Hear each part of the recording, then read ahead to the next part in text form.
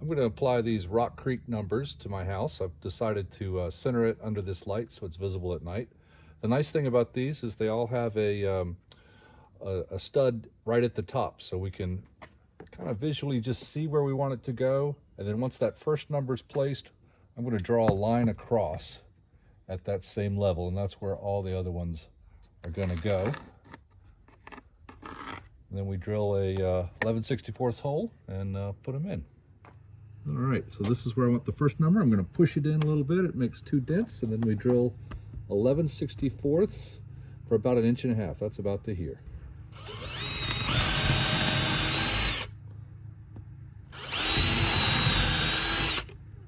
All right, so we put the spacers on. These give the number a little bit of relief and back shadow. And then whatever glue you have, preferably something weatherproof. If it's a waterproof wood glue or an all-purpose glue, just put some of that on there and push the number right in.